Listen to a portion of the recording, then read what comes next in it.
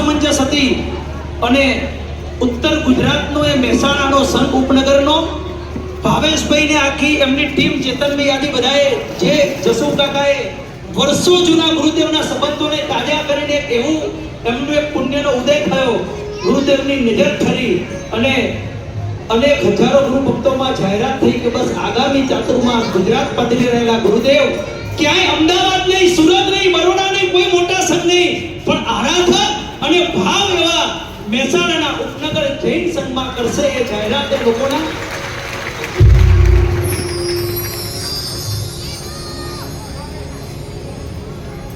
ચાલો કોઈ શુભ કાર્ય કરવા માટે ક્યારેક ઘરેથી નીકળીએ ને અને કુંવારી દીકરીનું મોઢું જોઈએ ને એટલે આમ સુગંધ થાય, આપણને આનંદ થાય કે ફતેના ડંકા. ઘરમાંથી બહાર નીકળીએ સોસાયટીના જાપે ક્યાંક જો ગાય મળી જાય એટલે આપણને સુગંધ લાગે કે ફતેના ડંકા, બસ થઈ જશે કામ. શ્રાવિકા કંઈક મોટો સોદો કરવા જતા હોઈએ ને ત્યારે એક નાનકડી ચમચી દહીં વપરાવે, સુગંધ કરાવે અને સુગંધનું એક મહત્વ છે. આજે મને થાય 25 ગુરુ ભગવંતો, 50 શ્રમણી ભગવંતો એક સાથે 75 જીન શાસનના પંચમ પદે બિરાજમાન નમો સબ્બો સાહુને એવા શ્રમણ અને શ્રમણી ભગવંતોના પદાર્પણ થાય ને એનાથી મોટા સુગંધ કોઈ હોય જ ના શકે. આજે અષાઢી બીજ, રવિ ગુરુ પુષ્ય યોગ એટલે પુષ્ય તો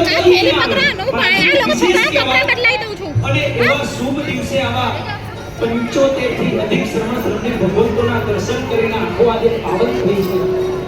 કદાચ આ માત્ર કોઈ આપણા દિવસોનું કલાકોનું કે આગામી વર્ષોનું સુગંધ નથી. ગુરુદેવને કહેવાનું મન થાય સાહેબ આજે કદાચ અમારા ભાવ પ્રમાણના અંત આવે ને એવા એક સુગંધના એવા એક દર્શન આજે અમને થઈ રહ્યા છે. વિનંતી કરીશ ગુરુ ભક્તિના સરસ મજાના એક પ્રદેશમાં આપણે પ્રવેશ કરીએ. ધ્વનિ સ્વર તો બહુ મજાનો છે પણ ગુરુદેવનો પરમ ભક્ત છે. ભારતભરના અનેક સંઘોમાં આજે પ્રવેશ માટે ઓછામાં ઓછા 20 થી વધારે મને કે ગુરુ ભગવંતો પાસેથી મેસેજ અને ફોન આવી રહ્યા હતા.